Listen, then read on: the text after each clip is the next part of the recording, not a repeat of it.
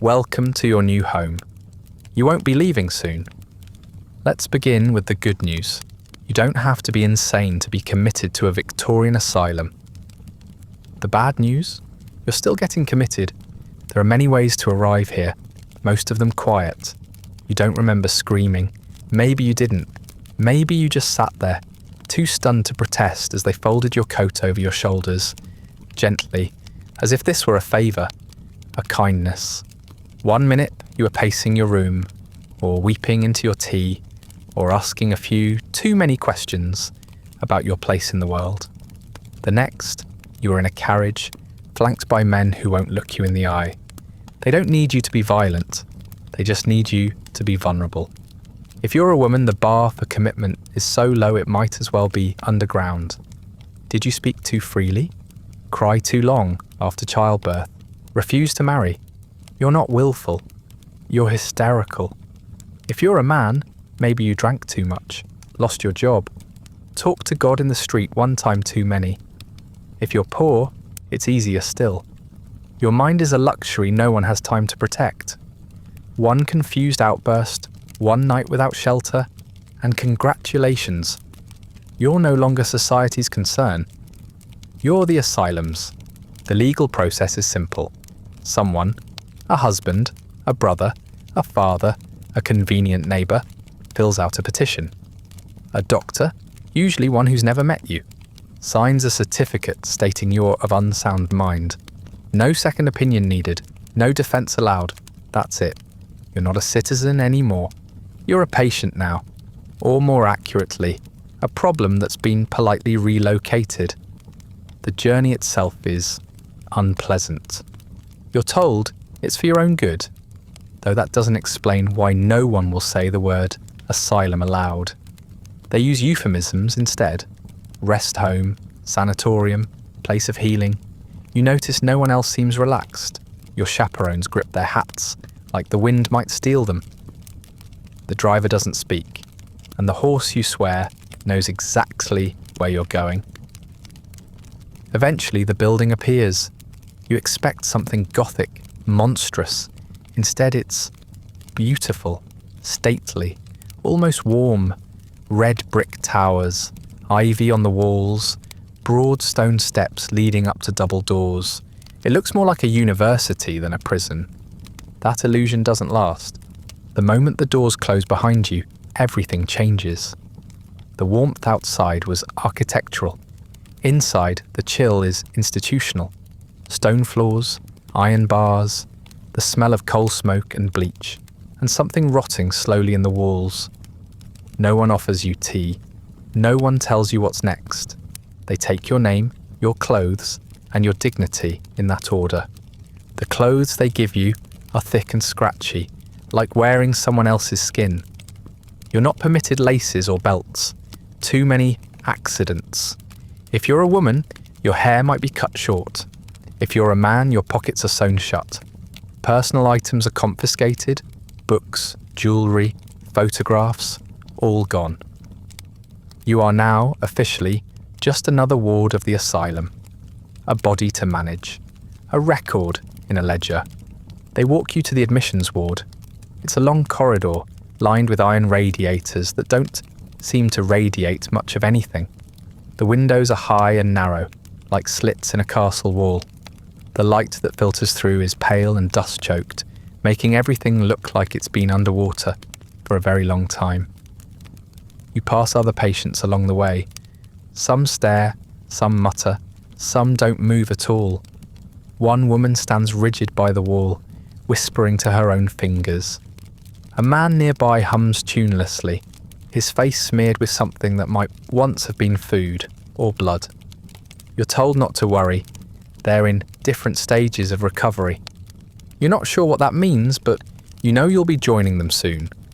Once admitted, you're examined, not gently. A doctor, always male, always tired, inspects your eyes, your teeth, your hands. He may ask a few questions, but he doesn't seem to care about the answers. He writes something down in a heavy book and nods to the orderly. That's it. Your identity, your history, your side of the story, irrelevant. What matters now is your behaviour, or rather, your ability to mimic the kind of behaviour that won't get you restrained. Because here's the truth. Once inside, every action you take is evidence. If you cry, you're unstable. If you protest, you're violent. If you smile too much, you're delusional. If you're quiet, you're depressed. The walls don't just contain you, they define you. You will be diagnosed retroactively, based on how well you play the role they've already assigned you. Some patients go quietly, almost gratefully. They're exhausted. Life outside was too loud, too cruel, too full of sharp edges. The asylum, for all its horrors, is at least predictable. 3 meals, a bed, a place to disappear. Others fight. They scream, kick, beg for someone, anyone, to listen. That ends the same way every time, with restraints, with sedation, with a note in the file that says combative. The kind of note that ensures you'll be staying here for a very long time. Eventually, you're led to your ward, a long hall, identical doors, metal numbers. The room is small, cot, chamber pot, thin blanket. There is no lock on the inside of the door. There doesn't need to be. You're not getting out without help, and help is not coming. You sit on the bed and stare at the wall. You think about the people who brought you here, whether they'll visit, whether they meant it when they said they'd write. You think about the last time someone asked how you were feeling and actually cared about the answer. You wait for someone to explain what happens next. They don't. Eventually, you stop asking, because here in the asylum you learn quickly. The more you ask, the more broken they think you are. And broken things don't leave. Now that you've arrived, let's talk about why you're here, or rather, why the doctors say you're here. Because when it comes to diagnosing mental illness in the Victorian era, the science is elastic, less objective medicine, more spinning a wheel and seeing what kind of crazy sticks. What matters is not what's actually wrong with you, but what someone else has decided counts as wrong in the first place. If you're a woman, the most common diagnosis is hysteria. Not because you're hysterical in any modern sense of the word, but because you had the misfortune of being born with a uterus. The theory goes like this. Your womb is unhappy, and instead of expressing this disappointment like a normal organ, say through pain or bleeding, it decides to wander around your body, disrupting everything in its path. Your lungs, your liver, even your brain. If that sounds made up, that's because it is. But this imaginary uterus migration, hysteria, from the Greek hystera, meaning womb, is still the go-to explanation for anything from mood swings, to migraines, to, heaven forbid, independent thought. Symptoms include nervousness, insomnia, shortness of breath, fainting, irritability, excessive talking, not talking enough, being too interested in sex, not being interested in sex at all, and, most critically, disagreeing with your husband. Treatment usually involves some form of sedation, isolation, or, if you're lucky, being told to lie in bed for weeks while strangers monitor your every sigh. The more enthusiastic practitioners may suggest a pelvic massage to induce hysterical paroxysm. That's Victorian medical slang for an orgasm, by the way. Your doctor might be alarmingly eager to administer this himself. You should not be. If you're a man, your odds of being diagnosed with hysteria are lower. But don't worry, there are other labels ready to ruin your life.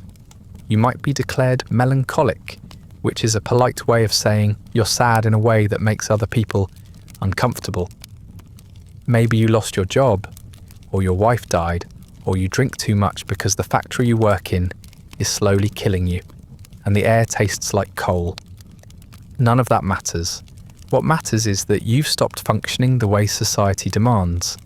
You're not productive, you're not cheerful, and worst of all, you're not pretending anymore. That makes you a liability. Melancholia is a broad diagnosis. It can mean depression, anxiety, grief, guilt, or just being a bit slow in the mornings. Victorian doctors classify it as a spiritual and physical ailment, a weakness of character and of the body. Treatment involves cold baths, forced labour, and being told to cheer up by men with moustaches who haven't smiled since the Crimean War. If your melancholia comes with religious guilt or delusions, they might pray over you. If it comes with suicidal thoughts, they might just lock you in a room with barred windows and hope the feeling passes. Spoiler, it usually doesn't. Then there's the most feared diagnosis of all: masturbation. Yes, you heard that correctly. Masturbation isn't just frowned upon in Victorian medicine. It's treated as a literal disease, a degenerative, brain-melting, soul-corrupting illness that can only end in madness and death. The prevailing theory is that self-pleasure drains your body of vital fluids, disrupts the nervous system, and causes everything from memory loss to curvature of the spine. Symptoms include laziness, acne, excessive daydreaming, a fondness for solitude, and any mention of trousers after 9 p.m. Doctors genuinely believed that masturbation was the gateway to insanity. Entire asylum wings were filled with people accused of being self-abusers. Treatments were creative in the worst possible way: metal cages to prevent access, ice baths to shock you out of temptation, electric shocks to the genitals, surgical intervention if you seemed especially persistent. Yes, that means circumcision without anaesthetic, or in more severe cases, clitoridectomy. Because nothing says mental health like medical assault. Of course, most of the people diagnosed with this weren't chronic masturbators. They were lonely, isolated, teenagers caught in a moment of privacy, widows, invalids, sometimes just people who asked for too much privacy or avoided eye contact. The logic was circular. You're showing signs of degeneration, and since we've decided masturbation causes degeneration, you must be guilty. It's not about what you've done, it's about what your body suggests you might be capable of. Other diagnoses round out the field: moral insanity for people who seem too cheerful while being poor, religious mania for people who pray too often, monomania for anyone obsessed with a single topic, puerperal insanity if your postpartum depression lasts more than a few days. And then there's idiocy and imbecility, both medical terms in this era, used to describe everything from congenital disabilities to poor academic performance. The categories are blurry, the labels are sticky. Once assigned, they rarely get removed. And let's not forget the convenient catch-all: mania. If you're agitated, aggressive, or simply too loud, you're manic. If you try to escape, you're violent. If you speak too fast, you're delusional. These aren't symptoms, they're excuses. Once a diagnosis is written in the ledger, every twitch you make is interpreted through it. You're no longer a person with a story. You're a condition on legs. There is no appeals process, no opportunity for clarification. If you try to explain yourself, that's considered a symptom. If you weep, you're unstable. If you say nothing, you're catatonic. If you laugh at the absurdity of it all, you're showing signs of inappropriate emotional affect. And that, of course, is a reason to keep you longer. Diagnosis is not the beginning of treatment. It's the beginning of containment. And remember, this is all taking place under the gaze of Victorian respectability, an era obsessed with surface and order, where madness isn't seen as a sickness to be understood, but a stain to be scrubbed out. The asylum doesn't aim to help you heal, it aims to render you quiet. And if that silence is achieved through sedation, starvation, humiliation, or invasive corrections, well, that's just the cost of decency. By now you might be wondering how many of these so-called diagnoses would apply to people today. The answer is nearly all of them. Anxiety, depression, gender non-conformity, ADHD, homosexuality, grief. In the Victorian asylum system, all of that is cause for alarm. In fact, the more you think, the more you feel, the more you question. the more likely you are to be labelled insane. And once that label is applied, it becomes the lens through which everyone views you. You are no longer Alice, who lost her child. You are no longer Thomas, who saw too much in the war. You are not someone who is hurting. You are someone who is mad. And in the eyes of the system, that difference is everything. From the outside, it doesn't look so bad. The asylum rises out of the countryside like some stately university or country estate, a vision in red brick and symmetry. Ivy clings to the walls. The lawns are freshly cut.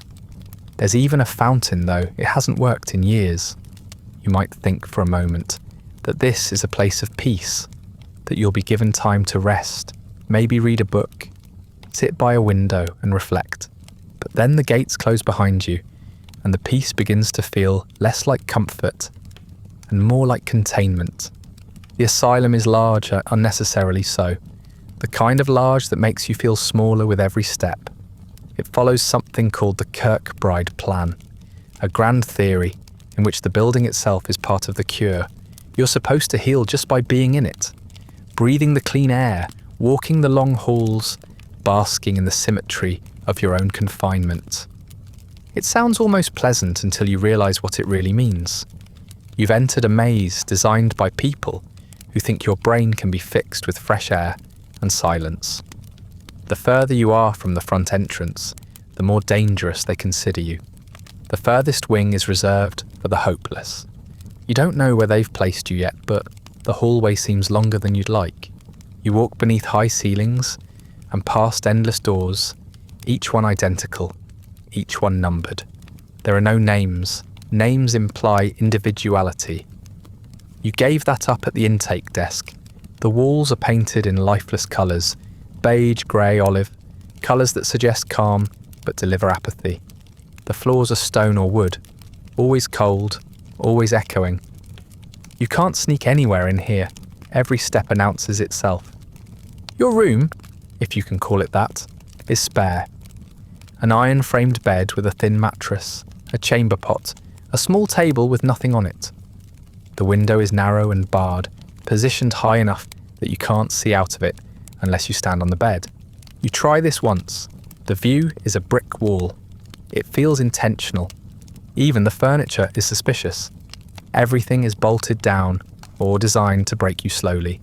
Stiff chairs with straight backs. Tables that offer no comfort. There's no softness here. No personal touches. You might as well be living inside a storage closet designed by someone who's never had a single feeling in their life. The corridors are long, straight, and disorienting. You begin to lose your sense of direction almost immediately. Left becomes right. Time becomes abstract. You pass the same rusted radiator 5 times in a day and start to wonder if you're walking in circles. But no, the building just repeats itself, over and over, like it's trying to erase you. You hear everything. There's no such thing as privacy in the asylum. Footsteps echo from hallways you can't see. Whispers bounce off the walls and reach you hours after they were spoken. At night, the building groans, from the pipes or the walls or maybe the people. You stop asking where sounds come from. Most of them have no origin. Some of them, you suspect, aren't sounds at all. During the day, the windows filter in light that's weak and directionless. It doesn't feel like real sunlight. It feels like the idea of sunlight, if someone described it to a committee that had never been outdoors. At night there's gas lighting or lanterns, but the glow is inconsistent. Sometimes you're left in near darkness. Other times, they keep the lights on, claiming it prevents self-harm. Mostly, it just keeps you awake. Outside, there are gardens. You're allowed to walk them if you behave. The paths are gravel, raked obsessively. The hedges are trimmed into shapes you can't quite identify.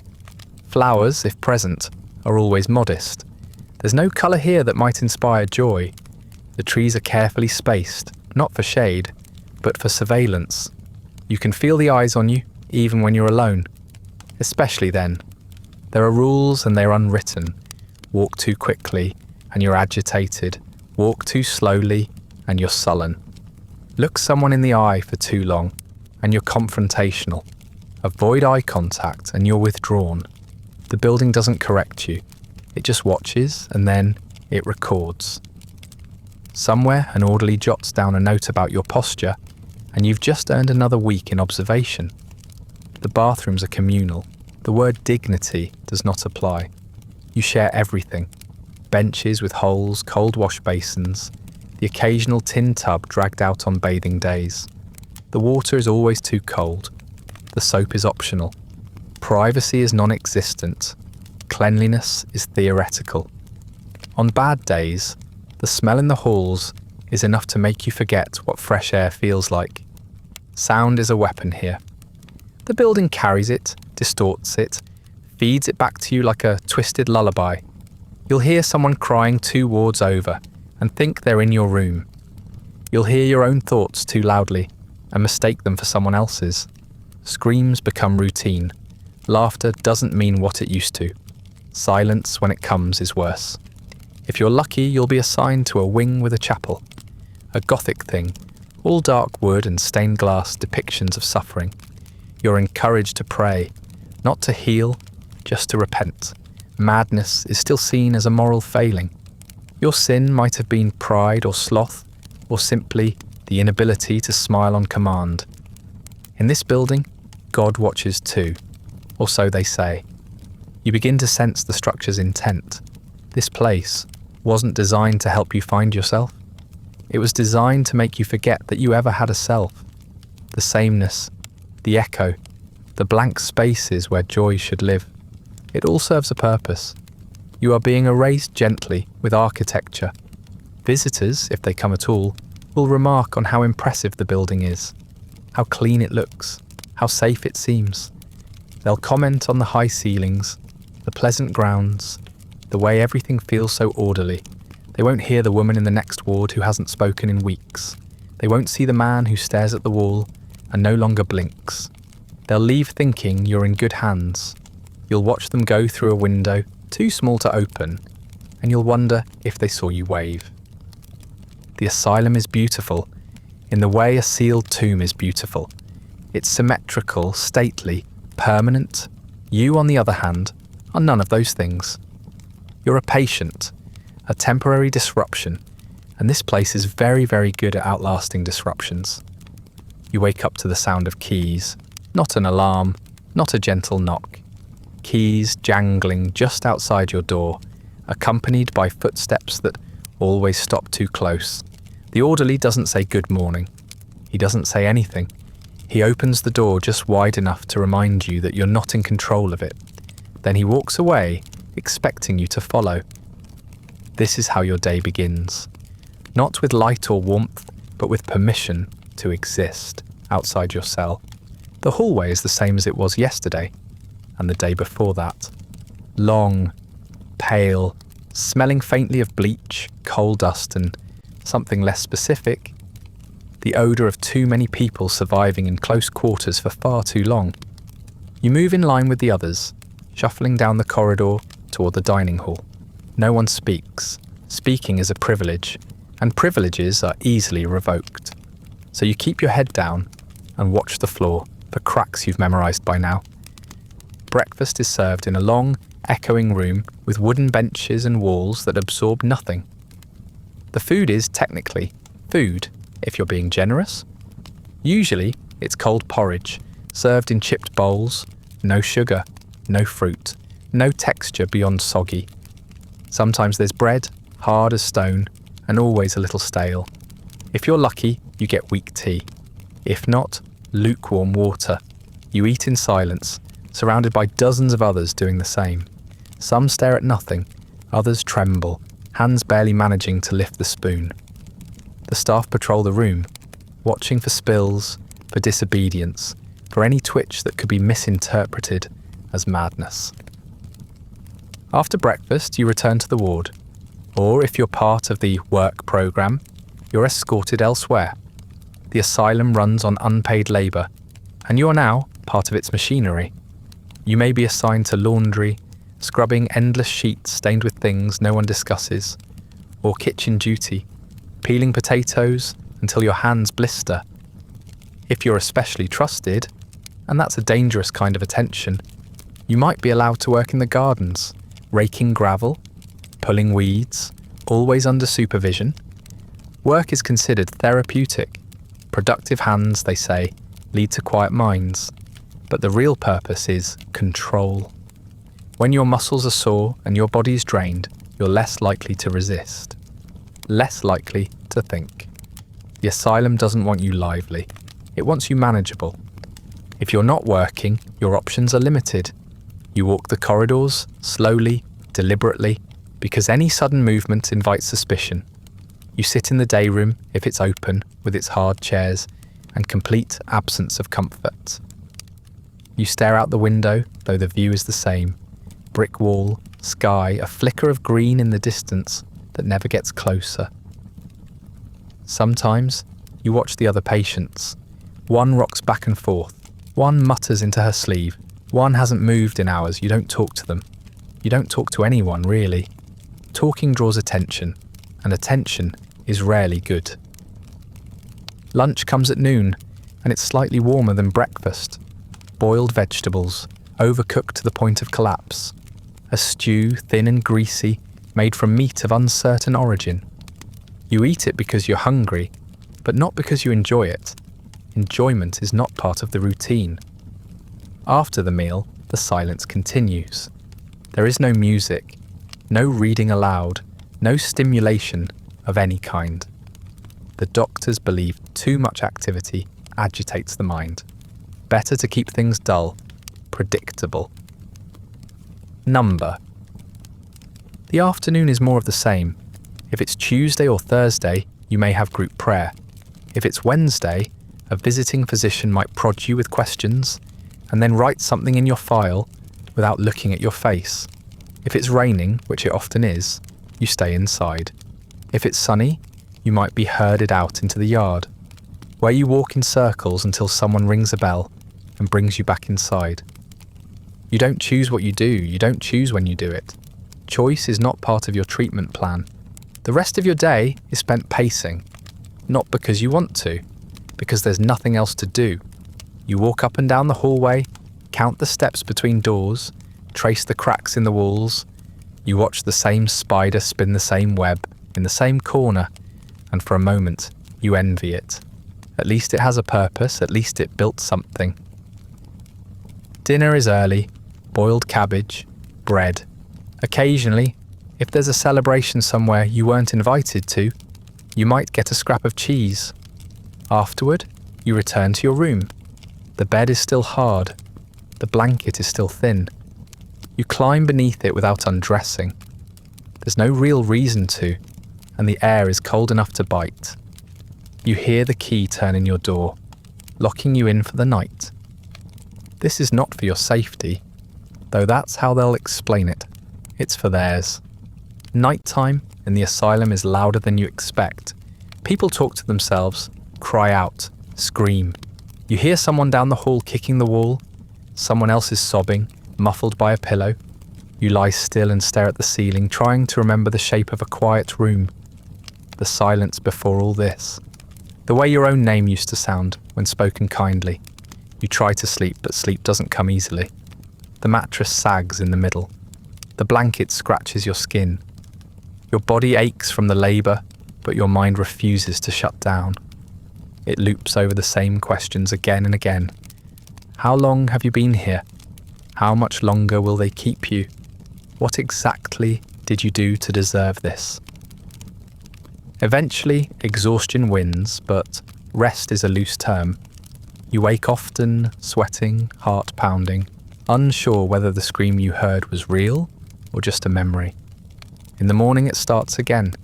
The keys, the corridor, the cold porridge, the silence. This is the routine. It doesn't change. It's not supposed to. The goal is not to help you feel better. The goal is to break you down until you fit the mold they've carved out for you. Until your madness is quiet enough to ignore, or your sanity is quiet enough to doubt. And so you walk, and you work, and you wait. For release, for redemption, for someone to realize that you are never sick, just overwhelmed. But no one comes. The doors stay closed, the clock keeps ticking, and the routine continues, not because it heals you, but because it's easier to manage a schedule than a soul. When you were admitted, someone probably used the word therapy. They may have even said it with a straight face. They told you this was a place for healing, that treatment would be administered regularly, with care by professionals. You might have imagined conversation, kindness, maybe even a doctor who listened. But what you actually get is an assortment of procedures that feel more like punishments with Latin names. The goal here isn't to make you well. The goal is to make you easier to manage. Your first therapy might be the restraint chair. It's exactly what it sounds like. A tall wooden throne with leather straps across the arms, legs, chest, and sometimes even your forehead. The idea is to calm you, to help you focus, to stop you from hurting yourself or others. In reality, it's used when you've spoken too loudly, asked too many questions, or simply refused your food with the wrong expression on your face. They strap you in and leave you there, sometimes for hours, sometimes longer. You don't move because you can't. You don't scream because you're too tired. Eventually, you learn to stop resisting, not because you feel better, but because you know what happens if you don't. If you're especially fortunate, the next stop on your wellness tour might involve leeches. Yes, actual leeches. This is part of a centuries-old belief that madness is caused by bad blood, too much of it. The solution? Remove some. Out comes the lancet or the leech jar. A nurse, or sometimes just an orderly, with questionable hygiene, will press the slimy creature to your skin and wait for it to latch on. You'll watch, feeling faint, as it fills with your blood. When it's done, they toss it aside and call the treatment a success. You, meanwhile, are a pint lighter and no closer to clarity. Then there are the enemas. These aren't rare, they're regular, scheduled. Asylums are obsessed with digestion, convinced that a clogged colon is the root of all mental illness. If you're agitated, it's probably your bowels. If you're depressed, your intestines must be sluggish. The solution? Irrigation, performed with cold water and a disturbingly cheerful attitude. No warning, no consent. Just a nurse with a rubber tube and a supervisor scribbling in a notebook. You're told it will rebalance your system. What it actually does is rob you of any remaining sense of bodily autonomy. Hydrotherapy is also popular. In theory, water soothes the soul. In practice, it's just another way to make you compliant. You might be submerged in a bath for hours, sometimes days, with only your head above water. The temperature is tepid, the room is drafty, and you're not allowed to speak. You lie still, your limbs going numb, while a nurse checks periodically to make sure you haven't drowned. This is considered progress. If you complain, they assume you need more time in the water. If you fall asleep, they say the treatment is working. There's no way to win, only ways to survive it more quietly. On more energetic days, you may be subjected to cold, wet sheet packs.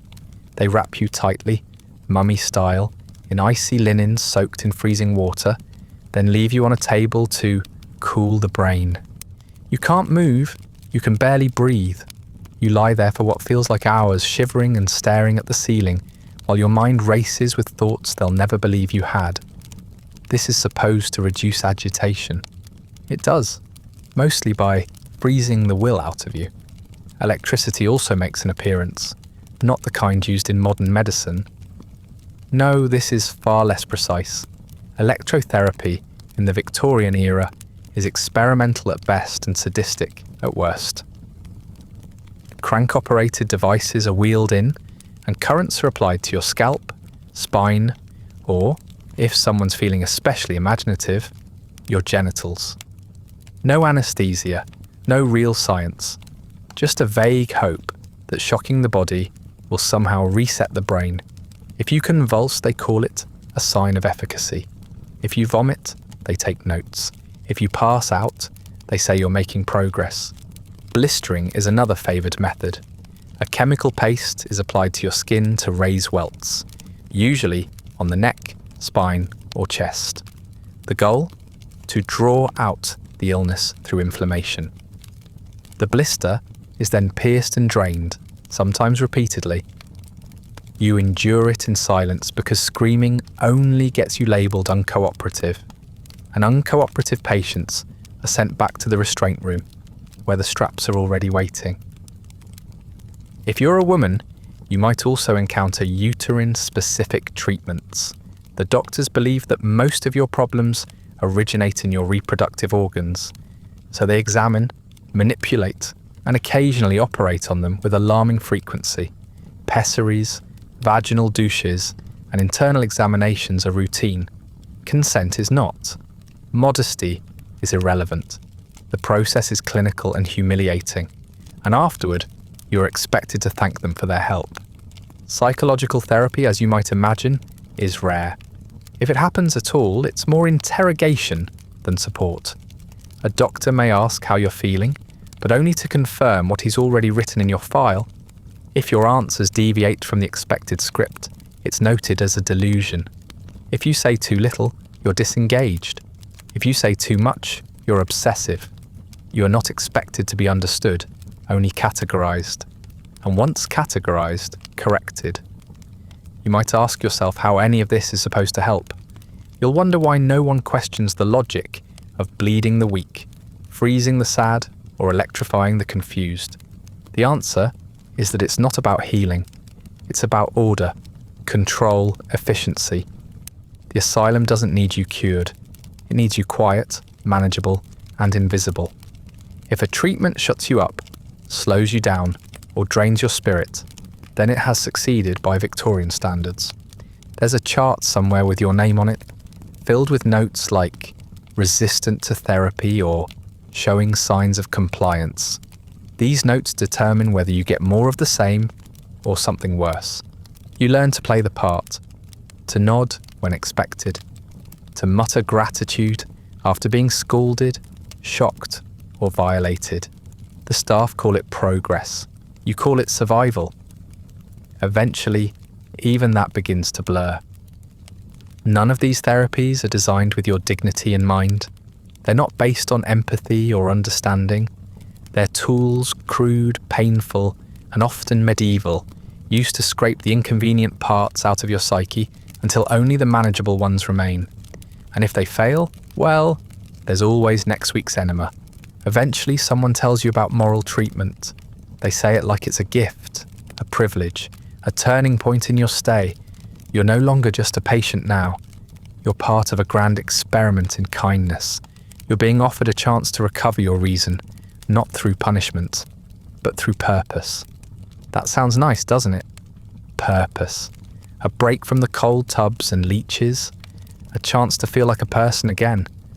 But the truth is, moral treatment doesn't mean what you think it does. At least, not here. Not in this place. The idea began with good intentions. In theory, moral treatment was a revolutionary approach, but a rejection of cruelty and neglect in favour of structured routine, fresh air, and meaningful activity. No more chains, no more beatings, no more being tossed into a cell and forgotten. Instead, you'd be given healthy food, polite conversation, and wholesome tasks to occupy your time. It was, in its earliest form, a push toward dignity, but somewhere along the way, the dignity got lost. All that remained was the structure. And the structure, of course, included labour. So now you're out in the garden, not because you asked to be, not because you like plants, but because someone with a clipboard has decided that pulling weeds is good for your soul. The sun is too bright, the ground is too hard, and your knees ache as you squat over rows of soil that haven't seen rain in weeks. You're handed a rake, a trowel, or maybe just your bare hands. You dig, you prune, you clear stones from paths that lead nowhere. And through it all, someone watches. Always. Therapy, you're told, must be supervised. They say that gardening reconnects you with nature, that it teaches patience, calm, and self-reliance. But you're not allowed to choose what you plant. You're not allowed to decide how the garden is arranged. You don't even get to keep what grows. The vegetables you harvest are taken to the kitchen. The flowers are picked for the administrator's office. You don't garden because it brings you peace. You garden because it keeps your hands busy. Because idle hands, they say, are the devil's workshop, and they'd rather see you blistered and sweating than sitting quietly with your thoughts. Other tasks fall under the umbrella of moral treatment as well. You may be assigned to laundry, to sewing, to polishing brass doorknobs that haven't been touched in years. Men tend the grounds, or repair furniture. Women are often sent to the laundry rooms, where the steam never stops, and the smell of soap clings to your skin long after you leave. You might be praised for your effort. You might even be told you're improving. But make no mistake, this is labour, not leisure. And it's not optional. You're not paid, of course not. You're a patient. Payment implies worth, autonomy. But the asylum depends on your labour. It runs on it. Without you and the others, there would be no food, no clean linens, no manicured hedges for the benefactors to admire. You are part of a machine now, one that calls itself compassionate while using your back to keep the wheels turning. On paper, moral treatment also includes conversation, gentle encouragement, the occasional board game, maybe a Bible reading. But in practice, these things are rare and carefully controlled. Most of your interactions are with staff who measure your behaviour more than they respond to it.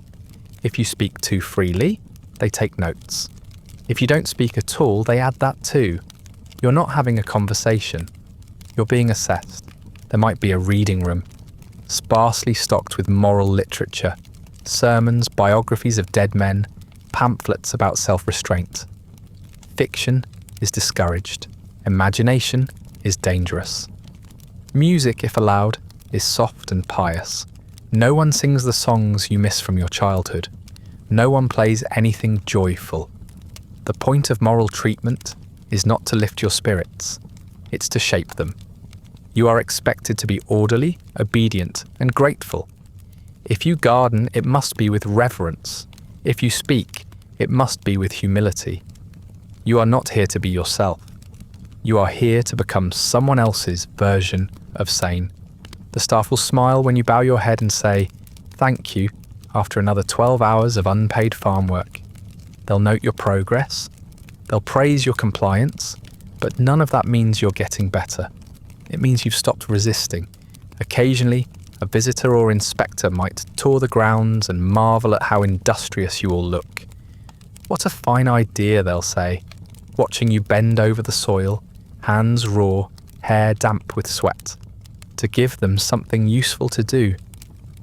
They don't see the way your shoulders slump when the bell rings. They don't see the blisters.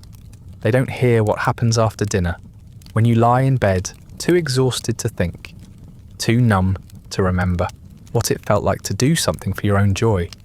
And when you do show signs of fatigue, when your pace slows or your grip weakens or your eyes wander too long toward the horizon, you're not asked what's wrong.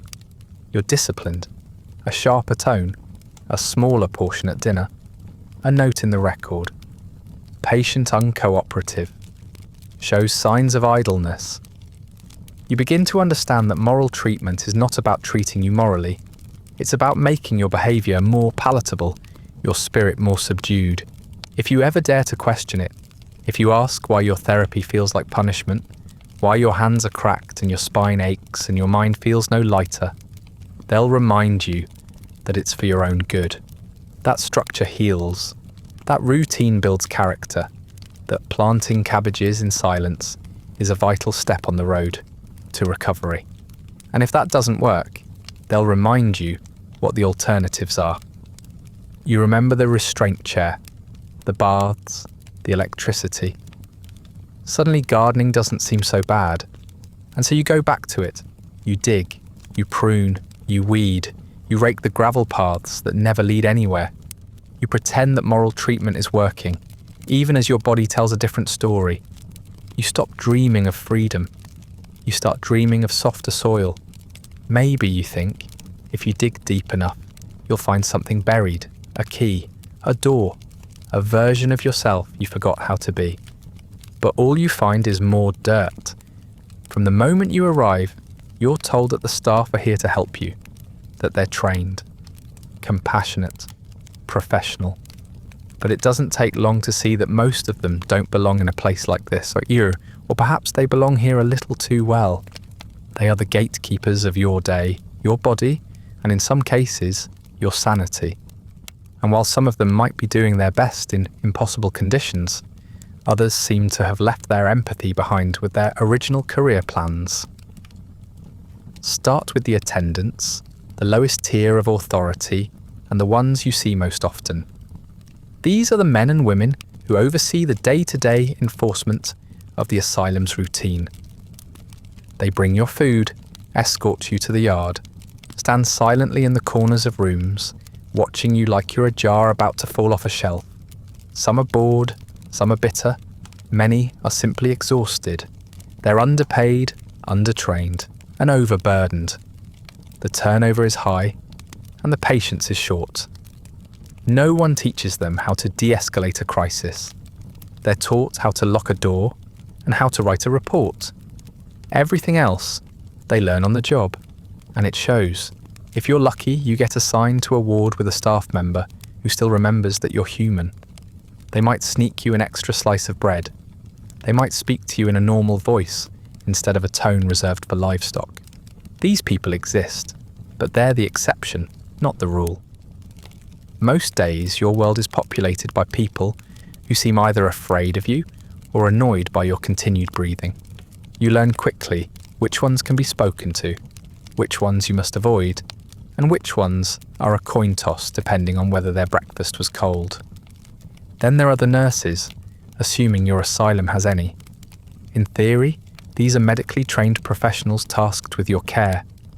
In practice, they're often hired with little or no medical background, then handed a syringe and told to keep the ward quiet. Some of them entered the profession with hope. They imagined healing, dignity, science. But over time, the endless noise, the underfunded halls, and the daily proximity to suffering erode something important. They become mechanical, routine, efficient. You are a chart, a dosage, a number, a pulse to monitor, not a voice to hear. They administer your treatments, the enemas, the cold baths, the restraints, without flinching. Not necessarily out of cruelty, often just out of detachment. After all, they've been told that these things are good for you, that it's better to restrain you than risk an outburst, that if you cry when they cut your hair or flinch when they tighten the straps, it's proof the treatment is working. And if they have doubts, they keep them quiet. Doubt is expensive. Compassion gets you reprimanded. Above them stand the doctors, men with waistcoats, pocket watches, and a deep conviction that they understand the human mind better than you ever will. Most of them have never spent a day inside a patient's head. Their degrees are real, usually, but the science is not. Psychology is still in its infancy. Psychiatry is guesswork dressed in Latin. They talk about cases, not people.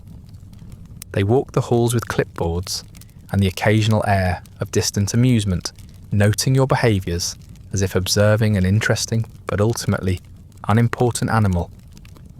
Your interaction with them is limited. A few minutes a week, perhaps, during which you're asked to describe your dreams, rate your mood, or answer questions designed less to help you and more to confirm their existing diagnosis. If you say you feel better, they ask whether you're delusional. If you admit you feel worse, they double your dosage. Every word you say is held up to the harsh light of assumption. And should you ever question their authority, even gently, it's marked down as non-compliance. There are specialists too, or at least people who claim to be. A phrenologist might measure the bumps on your skull to determine your moral weaknesses. A mesmerist might try to hypnotize the madness out of you. These fringe practitioners are welcomed, oddly enough, because the real doctors are desperate for anything that might produce results. The line between science and superstition is thin, and the patients are the test subjects. At the top of it all is the superintendent, the man who runs the asylum. You'll probably never meet him, but he affects everything you do. He controls the budget, the staffing, the rules. He answers to no one but the board, and the board only cares about efficiency and appearances. If the hallways are quiet and the books are balanced, they assume everything is fine. Whether you're improving or slowly unravelling is not part of the report. Of course, there are those among the staff who enjoy their work a little too much. They like the power, the silence that follows their footsteps, the way you flinch when they raise their voice. These are the ones who make rules just to watch you try to follow them, who tighten the straps an extra notch, who lean in close when they speak, not to comfort you, but to remind you that they can. If you try to report them, you won't be believed. The system protects its own. You're the patient. They're the staff. Case closed. And then there are the ones who do nothing, who watch cruelty happen and stay silent, who witness injustice and look away, not because they're evil, just because they've learned that speaking up changes nothing. They've made peace with the system in the same way you're expected to, by becoming numb. And numbness spreads. One day, someone forgets your name. The next, someone forgets to feed you. Eventually, you forget how to ask. The staff may not be monsters, but they are not your allies. They are overworked, undertrained, caught in a system that demands control above compassion. Some are broken, some are brutal, most are just tired. And in the end, it doesn't matter why they do what they do. It only matters that you're the one locked in the room while they hold the key. You're not alone in the asylum. That fact hits you early. In the hallway, in the ward, in the dining room, in the muffled noises that seep through the walls at night. There are dozens, sometimes hundreds, of other patients housed here alongside you, each one carrying their own version of suffering. Some arrived weeks ago. Some have been here so long they no longer speak in full sentences. Some don't speak at all.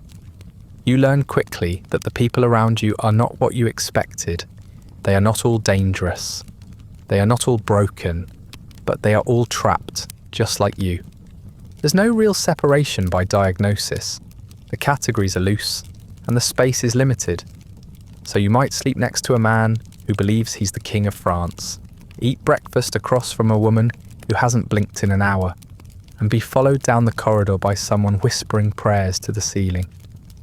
The ward becomes a strange little world of disconnected realities, overlapping in strange, unpredictable ways.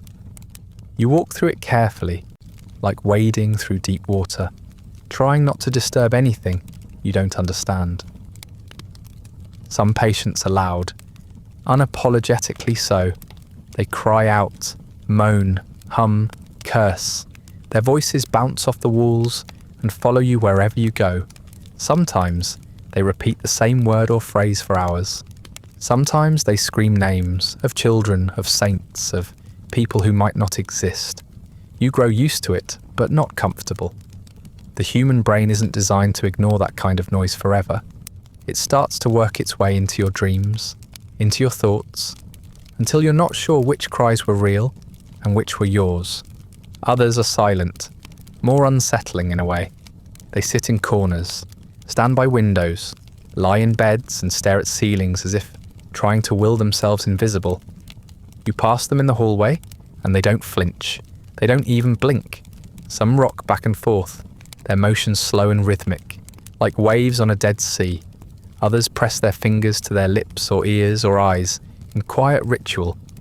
They are here with you, but not with you. Whatever part of them once looked outward has long since turned in. You start to recognise a few familiar faces, not friends exactly. The asylum doesn't encourage friendship, but fixtures. There's the woman who mutters nursery rhymes under her breath as she sweeps. The man who always asks the same question, is it Sunday? no matter the day. The younger girl who flinches every time someone moves too quickly. You learn their patterns, their silences, the things that set them off. You learn how to avoid them and how to avoid becoming them. Violence does happen, but it's rarely the out-of-nowhere chaos you feared when you first arrived. It builds, slowly. You see it in a clenched jaw, a tightening of shoulders, a hand that begins to tremble before it lashes out. And when it does erupt, it's not always the one you expect. Sometimes it's the quiet ones. Sometimes it's someone who just can't take the smell anymore, or the noise, or the weight of another day that looks exactly like the last. The orderlies are quick to intervene, with straps, with sedatives, with force. You watch and you learn what not to do. Then there are the ones you can't make sense of at all, the ones who laugh at nothing, who talk to people who aren't there, who seem possessed by something so deep and inward that no outside force could reach them. You feel pity sometimes, fear other times, but mostly you feel a kind of grief, because you don't know how close you are to becoming one of them. You don't know if you already are. You hear stories, whispers traded between beds or passed quietly in the yard. That one woman used to be a pianist. That man was a professor. Someone else worked in a bakery, had a family, spoke 4 languages. Some of the stories are probably true, some aren't, but it doesn't matter. The past isn't relevant in here. You're no longer defined by what you were. You're defined by how still you can sit, how quiet you can stay, how well you perform your assigned identity. There's no privacy, not really. You sleep with other people, eat with other people, bathe when you're allowed to, within earshot of other people. When someone has an episode, everyone hears it. When someone dies, everyone feels the absence. It's a shared experience of isolation, paradoxical as that sounds. You're together, but never connected. The staff discourage attachments. Too distracting, too risky. You're expected to coexist without forming bonds. And yet, small gestures happen. A hand steadied on a shoulder. A crust of bread left under a blanket. A whispered thank you in the middle of the night. These aren't acts of rebellion, but reminders that you're still people. That beneath the diagnoses and the rules and the daily humiliations, something human remains. But it's fragile, and you don't know how long it will last. Over time, you begin to see patterns. Some patients improve, not because they're getting better, but because they're getting better at pretending. They've learned what the staff want to see: steady hands, downcast eyes, clean clothes, folded just right. They learn to say the right words at the right time, not because they believe them, but because they know it buys them peace. You think about trying it yourself. You probably will. Others deteriorate, the noise gets louder, the rocking gets faster, the gaps in memory get wider. Some stop eating, some stop speaking. Some are taken to the quiet ward and never come back. You wonder if they're dead. You wonder if that would be better. You tell yourself you're not like them, that you're still sane, that your thoughts still make sense, but as the days pass and the weeks blur, and the same cries echo off the same walls, your certainty begins to slip. You start to talk to yourself, just a little. You start to forget things, just for a moment. You start to stare a second too long, and when someone else does the same, you look away, because you don't want to see your reflection in their vacant eyes. This is your community now, a chaotic symphony of screams and sobs and silence. No one asked to be here. No one came by choice, but you're here all the same, sharing space, sharing pain, waiting for someone to open the door and let you out, even though you're not sure you'd recognize freedom anymore if it walked up and took your hand. If you're a woman in a Victorian asylum, your path here was probably shorter than a man's, and your chances of leaving are lower. That's not just a cruel twist of fate. It's baked into the system, designed and maintained by men who decided what counted as illness and what counted as femininity. Often, they were the same thing. Your gender wasn't just part of your identity, it was your diagnosis. You could be committed for too much emotion, for not enough, for crying too long after the death of a child, or for not crying at all. You could be locked away for speaking your mind, for reading the wrong books, for refusing to marry, or for asking too many questions. You could find yourself in a straitjacket, not because you were violent, but because you refused to stop talking when told.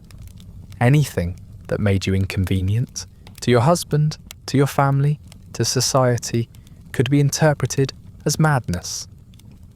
Once you're inside, everything becomes about your body. Your mind, your story, your pain, all are filtered through the lens of biology. The doctors speak of your womb as if it were an animal they're trying to cage. They believe it moves around, interferes with your lungs, your heart, your thoughts. They blame your mood swings on your ovaries, your anxiety on your cycle, your grief on your uterus being out of place. It sounds ridiculous, but it's treated as medical fact. You're not unwell, you're just a woman, and that's considered pathological. The therapies reflect this belief. You're more likely to be subjected to female-specific treatments, many of which are invasive, humiliating, and performed without consent.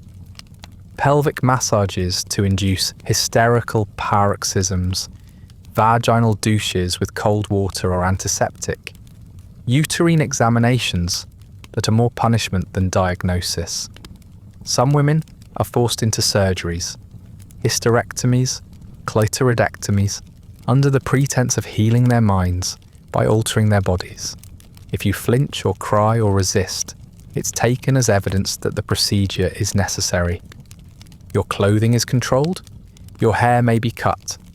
You are scrubbed down regularly, not for your comfort, but to ensure cleanliness by someone else's standard.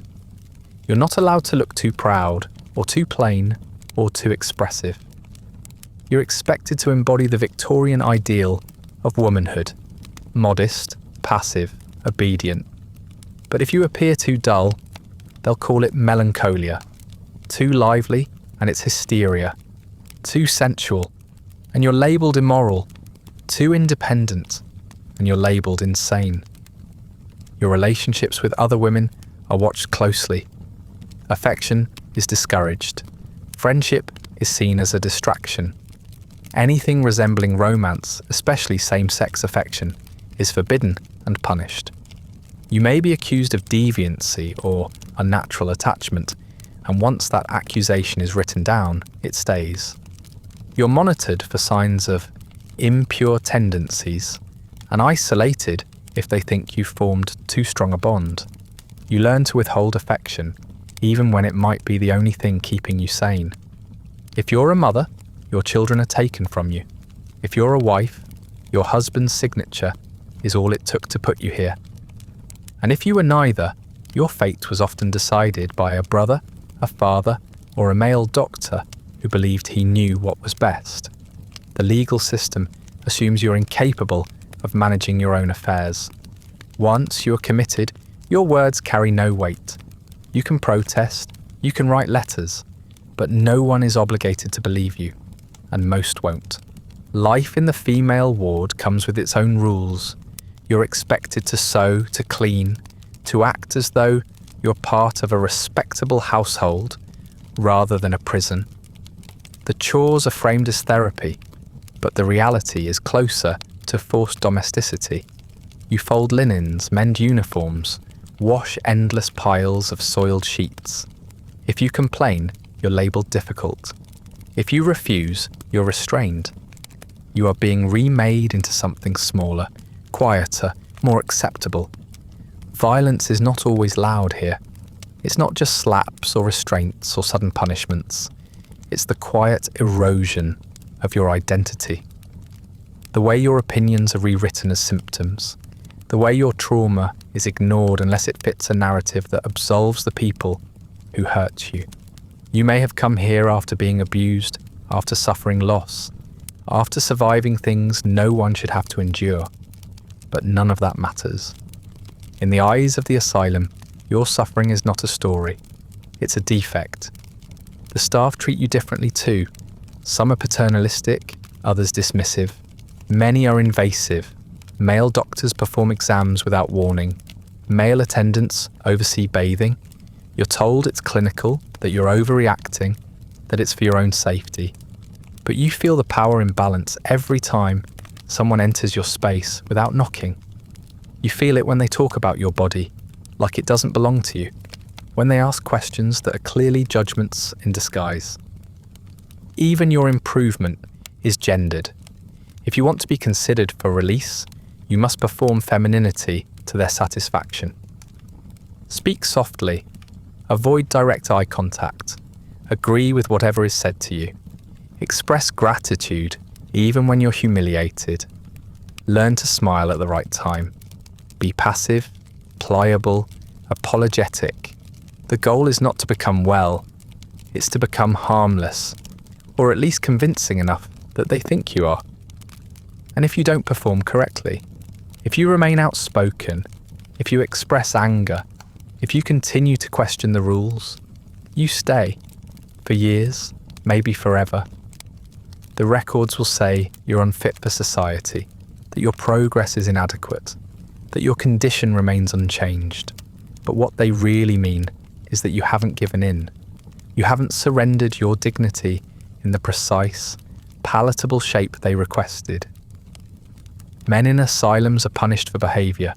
Women are punished for existing the wrong way. You don't need to lash out to be labelled dangerous. You just need to take up space in the wrong mood. And once that label is attached to you, it follows you everywhere, down the halls, into the therapy rooms, into your medical notes. It clings to you like the scent of disinfectant and never quite fades. Being a woman in a Victorian asylum means being trapped in a paradox. You're expected to be soft, but not fragile. Quiet, but not too quiet. Sad, but not inconvenient. And the minute you fail to strike that impossible balance, the system decides you're no longer fit to live among the sane. So it tucks you away, locks the door, and calls that progress. By now, you've probably figured out that fairness isn't part of the asylum's mission statement. But what might surprise you is just how much your experience here depends on how much money you, or someone on the outside, had before you arrived. Because while every patient wears the same blank expression and chews the same tasteless porridge, not all patients are equal. There's a sharp, deliberate line between paupers and private patients, and you learn quickly which side of it you've landed on. If you're a pauper, you already know it. You entered through the back door. You weren't brought in a carriage or met by a kindly administrator. You were processed like freight, recorded, stripped, deloused, and assigned to the pauper wing. It's colder, it's louder, the walls are stained, the beds are closer together, and the blankets are thinner. You share everything: soap, combs, air. Privacy doesn't exist here, and no one pretends otherwise. Your ward smells like damp wool and despair, and if something breaks, it stays broken. The staff assigned to your wing are less patient, less qualified, and more likely to treat you like a problem instead of a person. They expect resistance. They assume ignorance. If you hesitate to follow an order, they don't ask questions. They tighten their grip. You are here to be contained, not consulted. Your paperwork might not even include a formal diagnosis. Sometimes, being poor is reason enough. Your treatments are chosen for cost efficiency, not efficacy. You get the cheapest drugs, the harshest labour assignments, and the oldest equipment. You are the first to be restrained and the last to be released. You do the laundry, the scrubbing, the heaviest gardening work. The asylum doesn't run without pauper labour, and the assumption is that you have nothing better to do anyway. If you get sick, sicker than you already are, they might move you to the infirmary, but only if they think you're worth the resources. Often you're not. And then there are the private patients. You see them occasionally, walking in small groups along separate paths or escorted to private rooms by staff who smile a little too much. They have cleaner linens, better food, and quieter wards. They wear different clothes, still plain, but better made. If you catch their eye, some look away. Others stare like they're wondering how you slipped in from the street. And in a way, that's exactly what happened. You're not just ill here, you're poor and ill. That makes you the control group in someone else's experiment. Private patients are usually here because someone is paying a great deal to make them disappear politely. A wife who reads too many books. A son with eccentric habits. A brother who won't stop shouting about money or sin. They get doctors who listen, rooms with actual furniture, and the occasional luxury. Tea with sugar, supervised visits with family, access to reading materials. If they improve, or learn to pretend, they might be discharged with a certificate and a handshake. You'll be lucky if anyone remembers your name. Sometimes you overhear conversations, a staff member mentioning how polite a private patient is, how tragic her situation is. That word, tragic, only seems to apply when there's money involved. Your story isn't tragic, it's inconvenient, messy, disposable. No one calls a pauper's madness a tragedy. They call it inevitable, heredity, weak stock, the consequences of poor choices, poor hygiene, poor morals. There's always a reason when you don't have a wallet, and the treatments reflect this attitude. While you're being scrubbed raw in a cold bath for disobedience, the private patient across the hall might be journaling. While you're on your knees in the garden under a harsh sun, she might be painting in a room with a window that opens. You're both technically patients, you're both technically ill, but only one of you is considered worth rehabilitating. The other, you, is just meant to be managed. Even the notes in your file will sound different. Hers will describe her condition in soft clinical terms: melancholia, nervous exhaustion, delicate constitution. Yours will be blunt, hysterical, disruptive, sullen, resistant to authority. And those words stick. They're used to justify your treatment, to explain why you haven't improved, to predict your future. You are not expected to recover. You're expected to quiet down. Release, if it comes at all, is also class-based. A private patient might be discharged after a few months, declared cured, and sent back to her family with a carefully worded note and a polite lie about how well she responded to treatment. You might be here for years, forgotten, moved from ward to ward as space requires. When your bed is needed, they might send you back to the streets or to a workhouse, not because you're well, because you're no longer their problem. And yet, in moments, you feel the illusion break. You see the private patients walking with stiff shoulders, glancing nervously over their shoulders. You hear the same notes of fear in their voices. Because the truth is, the asylum doesn't care who you are once you're inside. Not really. It cares about appearances. It cares about money. It cares about order. But once you've been labelled, the system has no incentive to treat you as anything more than a body to be processed. Still, class buys comfort. It buys dignity.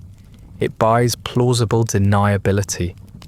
It's the difference between being rested and being confined, between therapy and punishment, between recovery and containment.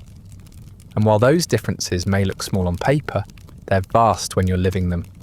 When you're watching someone else sip tea while you scrub her bed sheets, you may tell yourself that money wouldn't have changed your fate, that the system is broken regardless, and you'd be right. But it's easier to survive a broken system when it wraps its bars in velvet and feeds you warm soup while it locks the door.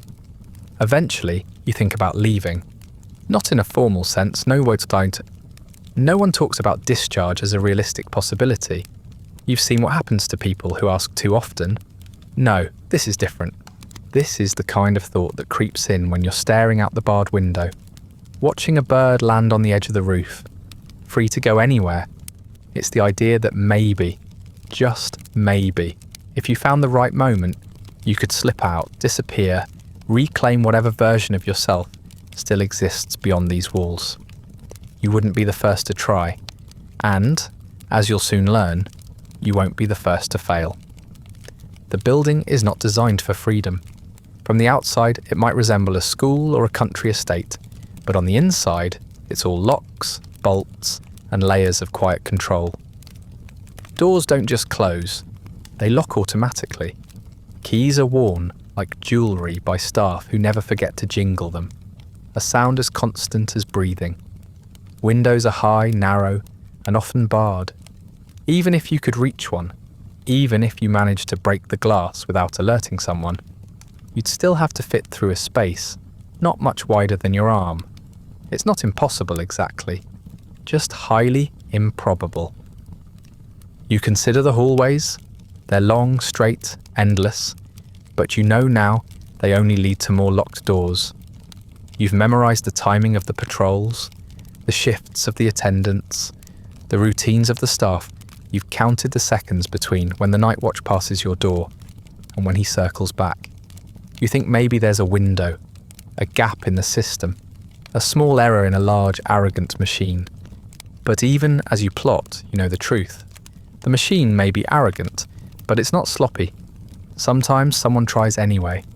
You hear about it in whispers. Someone who bolted during outdoor time. Someone who slipped out of the workroom when no one was looking.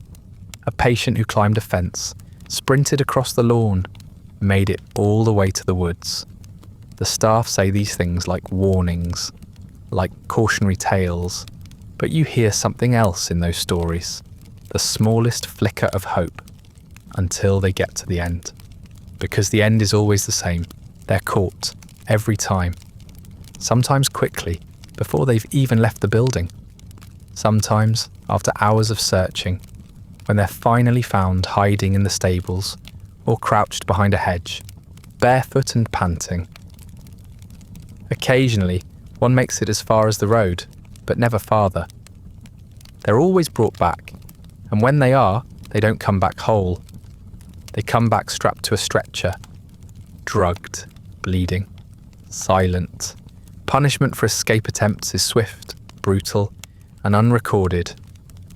The lucky ones get confined to isolation for a week or two. Bread, water, darkness, silence. The less lucky ones get restraints, ice baths, a sudden adjustment to their medication, a new note in their file, danger to self and others. That's all it takes to erase any chance of release. From that moment on, every complaint you make, every twitch you have, is filtered through the lens of your instability. The desire for freedom becomes a symptom, the proof of your madness, because in this place, wanting to leave is considered irrational. And the staff are always watching, always listening. They don't trust you, and they certainly don't trust each other. If you so much as linger too long near an unlocked door, someone will take notice, ask questions, move you to a different ward. You think you're being clever, subtle, but the system has seen it all before. A century of escape attempts has taught the building how to close its arms tighter. Even if you had help, it wouldn't be enough. There's no one on the outside willing to stage a rescue. Your family either believes you belong here or has moved on. Your friends, if you had any left, have been told you're being treated safely and humanely. No one suspects that your letters are censored, that your voice has been flattened into medical jargon and filed away. You are not a person with a life and a history. You are a patient number in a long hallway, and patients don't escape. They relapse. Eventually you stop trying to find exits. You stop checking the hinges on windows or testing the softness of the garden soil beneath your feet. You stop replaying the idea of stealing a key, of slipping into the back of a delivery cart, of walking until someone mistakes you for someone worth saving. The thoughts don't leave entirely. They just lose their sharpness. They become dull little ghosts that follow you quietly, but no longer speak. But the knowledge remains, that at least one person tried.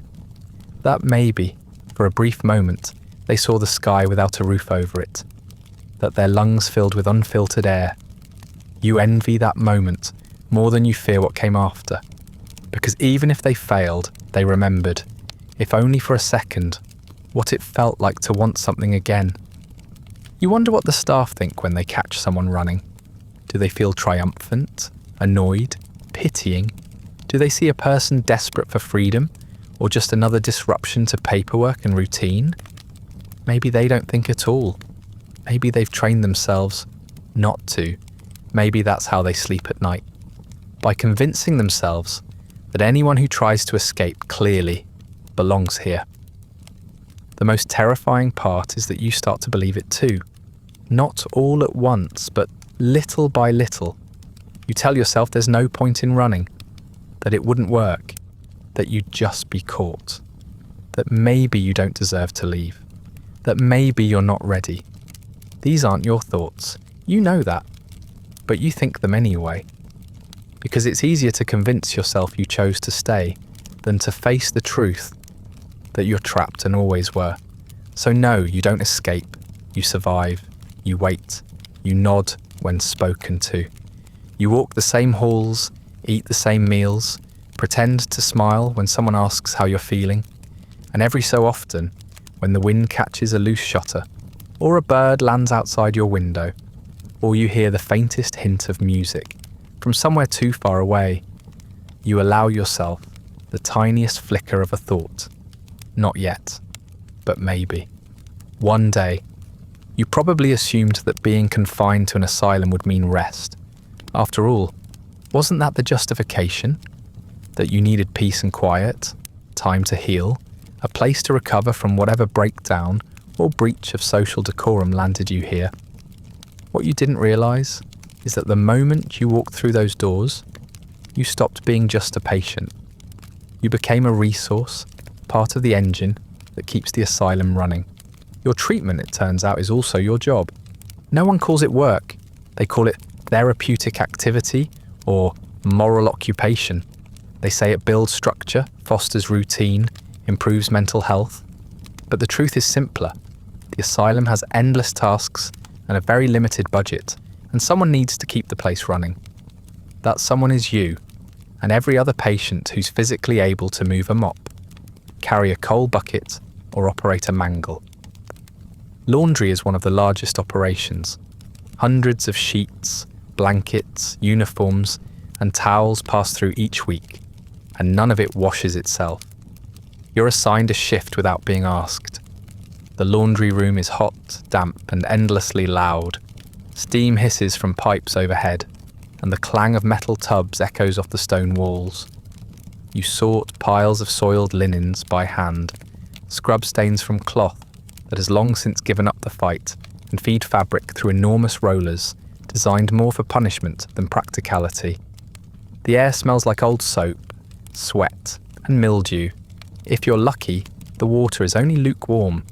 If you're not, it's cold and already grey with yesterday's effort. No one pays you. Of course not. You're not a worker. You're a patient, and patients don't need wages. What you get instead is a nod, or a muttered, "well done," or, if someone's feeling generous, an extra crust of bread. Occasionally your name might be noted for good behaviour, but your labour, no matter how hard, doesn't shorten your stay. It doesn't bring you closer to release. It just ensures that the blankets stay clean and the administrators stay pleased. If you're not assigned to laundry, you'll be sent elsewhere. Some patients sweep the floors, others haul coal, carry water, or work in the kitchens. The stronger men are given shovels and rakes and turned out into the gardens. You weed, dig, plant, and harvest vegetables you'll never get to eat.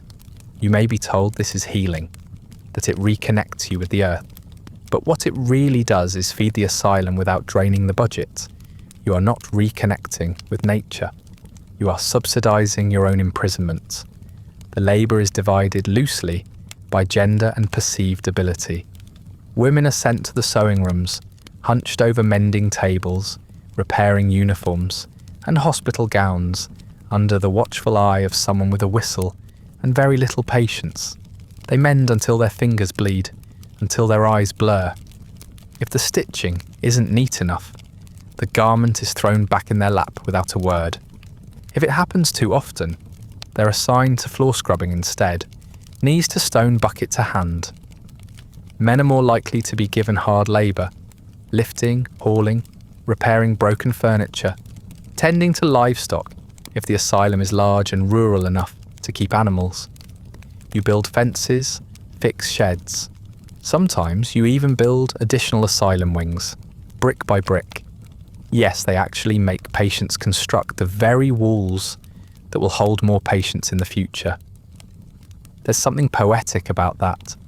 If your definition of poetry includes a deep undercurrent of cruelty, there's a hierarchy among workers, though no one officially acknowledges it. The strongest, most compliant patients get the most demanding jobs. They're trusted to move freely around the grounds, within limits. They're often given slightly better meals, slightly warmer coats, slightly more attention. At first you might envy them. Then you notice how they walk, the limp that doesn't heal, the way their eyes glaze over when given a new assignment. They're not free, they're just broken in. Labour isn't only physical. Some patients are tasked with clerical work, copying notes, sorting files, keeping track of inventory. These are the ones who are educated before arriving, who can still hold a pen steady and spell their own name. This is considered a privilege, but it's still unpaid. It's still service. You're still working for the institution that locked you up, hoping that diligence will someday count for something. It usually doesn't. All of this labour is framed as kindness. You're not being exploited. You're being engaged, helping with your own upkeep, participating in your recovery. Never mind that you didn't volunteer, that you're not allowed to decline, that any sign of resistance is interpreted as a symptom. If you refuse to work, you're not expressing agency. You're non-compliant. If you complain about pain, fatigue, or dizziness, you're malingering. And if you stop speaking entirely, they call that catatonia and double your dosage. What's worse is that people on the outside applaud it. Donors visit and see the neat gardens, the orderly sewing rooms, the patients bent calmly over their tasks, and they leave feeling good about their generosity. Look how industrious the inmates are, they say. How productive, how useful. No one asks whether you're tired, whether you volunteered, whether you've done this same task every day for 2 years and haven't once been thanked. Sometimes you hear staff joke that if it weren't for the patients, the asylum would fall apart. They're not wrong. The system depends on your labour. You are the janitor, the gardener, the laundress, the carpenter, the maid, the cook's assistant. Without you, the asylum would drown in its own waste and starve on its own inefficiency. But it never gives you credit.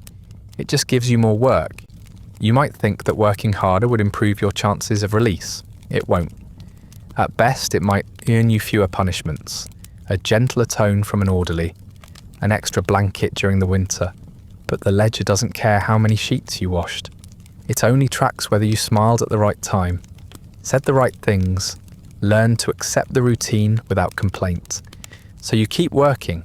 You lift, scrub, stitch and rake. You do it because it's required. Because refusing will only land you somewhere worse. And because deep down, you hope that if you just prove yourself useful enough, long enough, someone might finally decide you're sane. But that's not how it works. In the asylum, usefulness is never a ticket out. It's just another way to keep you in. They call it progress, a new treatment, a breakthrough, a modern approach. The doctors talk about it with pride, sometimes even excitement, as if you should be honoured to be on the receiving end of their latest experiment. But after everything you've already endured, the restraints, the leeches, the endless enemas, you've learned to be sceptical of anything they call advanced. Because here, treatment doesn't evolve to become more humane. It evolves to become more efficient at silencing you. Take the ice bath, for example. It's been around for decades, but now it's being used more systematically. Not as punishment, officially, but as therapy. You're submerged without warning into a tube of water, so cold it stuns your body into stillness. Your limbs seize. Your breath catches. You try to scream, but your lungs tighten too quickly. The staff call it calming. They say it reduces agitation. regulates circulation, and clears the mind. What it really does is shock you into submission. After a few sessions, you stop raising your voice. Not because you feel better, because you're afraid of the water. If you're not responding to the ice, they might suggest the next big thing, something more scientific. Enter electrotherapy. A device is wheeled in, humming softly, wires coiled like snakes. You're told it will stimulate your nerves, that it will correct whatever imbalance caused your distress. They attach electrodes to your scalp, or your temples, or the back of your neck. The current is low, they say, just a tingle. But sometimes it jumps, sometimes it burns. And if you flinch or cry or pull away, they write it down as resistance, not fear. The side effects are minor: headaches, nausea, memory lapses, occasional seizures. You learn quickly to sit still and pretend it's working. Then there's the hydrotherapy bed, a long, padded coffin of sorts, where you're wrapped tightly in wet sheets, soaked in cold or warm water, depending on the desired effect. If you're agitated, cold to quiet you down. If you're depressed, warm to stimulate. Once wrapped, you're left there, restrained, sometimes for hours, sometimes longer. You can't move, you can barely breathe. The staff say it's for your benefit. That being swaddled like an infant is therapeutic, but you know what it really is. Another way to keep you still, mute, and forgettable. And then comes insulin shock therapy, the cutting edge of psychiatric medicine, or so they claim. A series of carefully controlled insulin injections administered until your blood sugar drops so low that your body seizes and your consciousness flickers out. The doctors induce a coma on purpose, then bring you back with glucose once you've been reset. It's marketed as revolutionary. Patients in catatonic states are sometimes said to speak after treatment. The doctors see this as success, but you know better. You've seen the aftermath, the trembling hands, the glassy eyes, the vomiting, the days of confusion. You've seen people forget their names, their families, their sense of time. No one asks them how they feel. The fact that they're quiet afterward is considered proof it worked. These procedures are rarely explained. You're not consulted, you're informed, if that. Most of the time, someone just arrives and says it's time for your session. You ask what it's for, and the answer is vague. Nerves, behaviour, symptoms. Whatever word sounds clinical enough to silence your fear. And if you refuse, they hold you down, inject you anyway. Sometimes they sedate you first so you won't remember. The paperwork will say, consented under supervision. There are newer ideas too. Bleeding is out of fashion mostly, but they still dabble in surgical solutions. A tooth extraction perhaps to relieve pressure, or cauterizing parts of the nasal cavity to reduce overstimulation. More experimental doctors are beginning to talk about brain surgery. Nothing widespread yet, but the whispers are there, opening the skull to see the pathways, to fix emotions at the source. You hear the words and feel your stomach turn. You realise that in a place like this, being on the cutting edge of science usually means being the one they cut open first. And yet, they still call it treatment. They document it in files, present it at conferences, publish papers filled with graphs and Latin terminology. They're proud of their work. They don't see you. They see results, quieter patients, fewer outbursts, blank stares that resemble serenity if you squint hard enough. No one measures how much of yourself disappears each time they wheel you back from another session. You hear them talk in the hallway sometimes, comparing notes, discussing patients like puzzles. Responded well to insulin, may benefit from prolonged isolation. Still emotionally labile. Your name comes up occasionally, not as a person, as a case, as something to be handled. You start to understand that progress here doesn't mean healing. It means erasure, smoothing the rough edges until nothing sticks out, until no one asks questions, until you're just another quiet figure in a long hallway, full of quiet figures. Some patients come to believe in the treatments, or at least pretend to. They say the baths help. They say the electricity clears their thoughts. They parrot the staff's words in the hope that it will buy them peace. Sometimes it works. Sometimes the staff take that as a sign you're improving and reduce your sessions. Sometimes they say it's proof you need more. You learn quickly that logic doesn't apply here. The system doesn't care what's true. It cares what's manageable. And you begin to change, slowly. You forget things. You flinch when anyone enters the room. You speak less not because you have nothing to say, but because the cost of speaking is too high. You no longer react to cold water or the sting of a needle with anything more than a sigh. You stop asking why. That's not recovery, that's surrender. But the doctors smile and write, patient calm and cooperative in your file, and the system congratulates itself on another success. Eventually, you realise the most dangerous place in the asylum isn't the restraint room, or the bath chamber, or even the shock ward. It's the treatment room, the one with clean floors, white coats, and quiet humming machines. Because in that room, they take away pieces of you, one by one, and call it medicine. And you let them, because the alternative is worse. So when they come for you again, with another needle or another promise of peace, you don't resist. You walk, you sit, you nod. And as the world blurs for the 10th, 20th, 50th time, you try to remember what it felt like to be whole before they called it healing and turned it into a procedure. You don't notice it all at once. The fading happens slowly, like a room dimming one gaslight at a time. At first, it's just the little things, forgetting what day it is, what season it might be, whether you've already eaten breakfast or are still waiting for someone to unlock the dining hall door.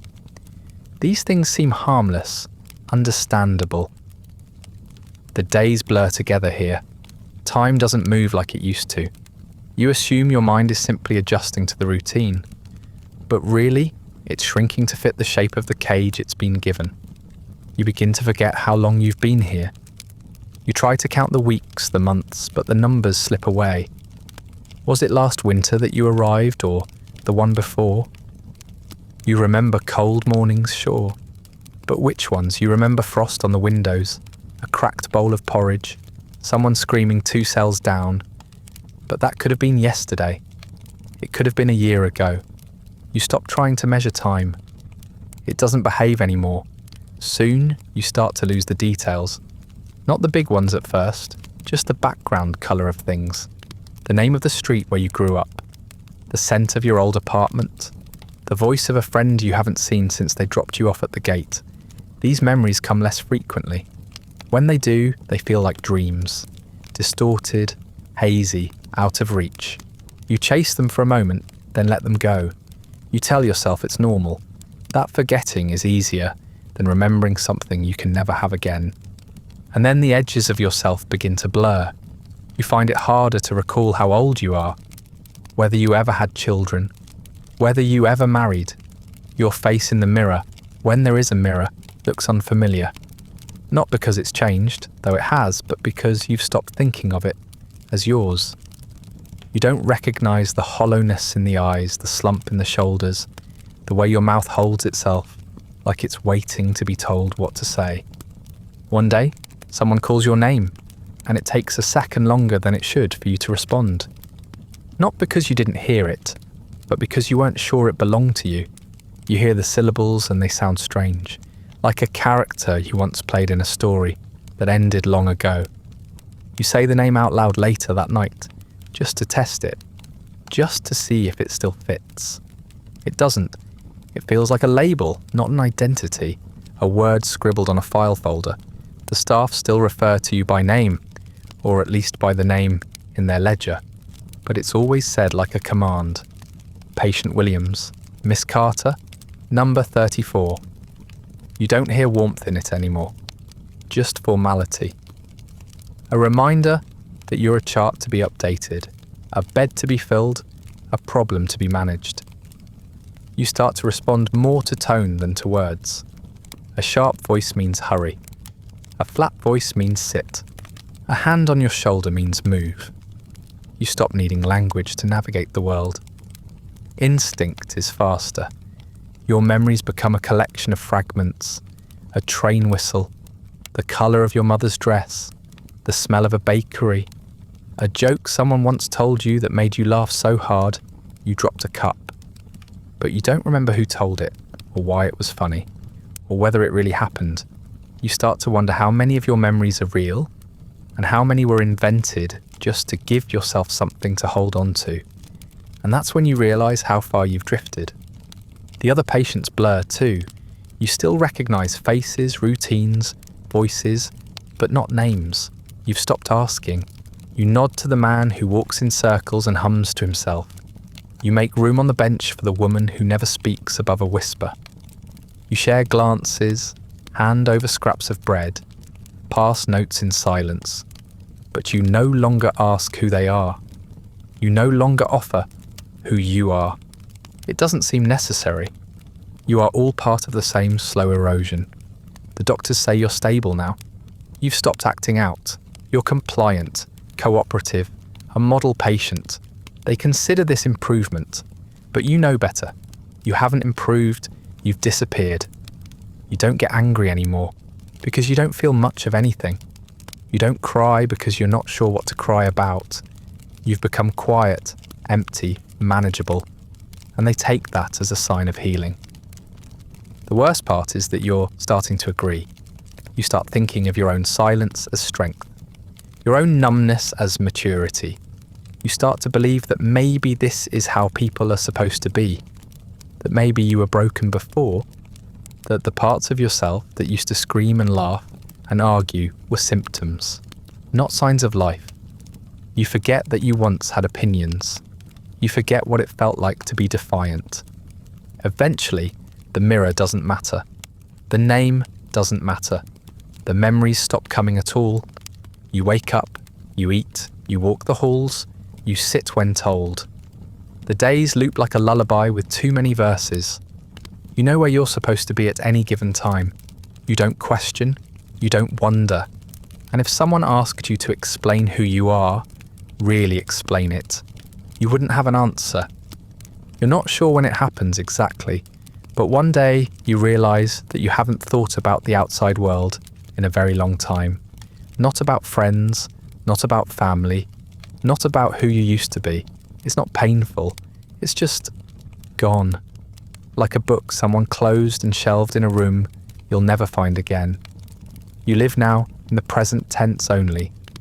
Not because you've mastered mindfulness, but because the past has quietly excused itself and the future has been locked behind a door you're not allowed to touch. And so you fade, not all at once, not dramatically, just little by little, until what's left is someone who sits when told, nods when asked, and no longer remembers what it means to be free. Someone who may still answer to a name, but no longer feels like a person who owns it. You didn't lose your mind here. You handed it over, piece by piece, in exchange for peace, for silence, for safety.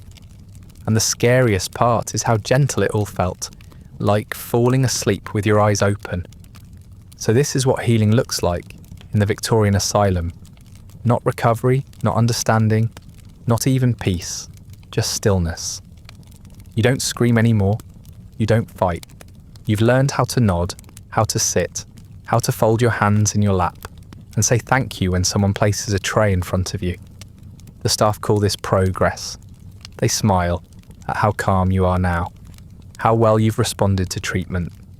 What they don't say is that the version of you they wanted has replaced the one who arrived, and that old version has been buried under layers of silence and routine.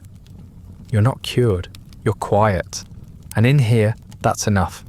The institution doesn't measure your health in joy or clarity. It measures compliance, obedience, a predictable rhythm. You're no longer unpredictable, and so you're considered well. The fact that your spirit has been scraped down to the bone doesn't concern anyone. You're not a danger to yourself or others anymore. Not because something inside you has healed, but because you've stopped reaching for anything. You've stopped hoping, And without hope, there's nothing left to resist. Maybe one day, you'll be discharged. Released back into a world that barely remembers you. They'll hand you clothes that don't fit, and a note that says, recovered, and you'll walk out slowly, blinking against the sun.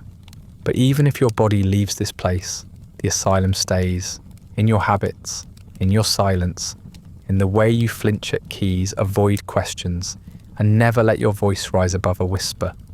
They may have stopped locking the door, but they trained you not to try it anyway. And if you never leave, if you stay within these walls until the last part of you fades, well, no one will notice the difference. You'll be remembered as cooperative, as manageable, as someone who adjusted well to institutional life. And in the end, that's all the asylum ever wanted from you. Not healing, not happiness, just the absence of trouble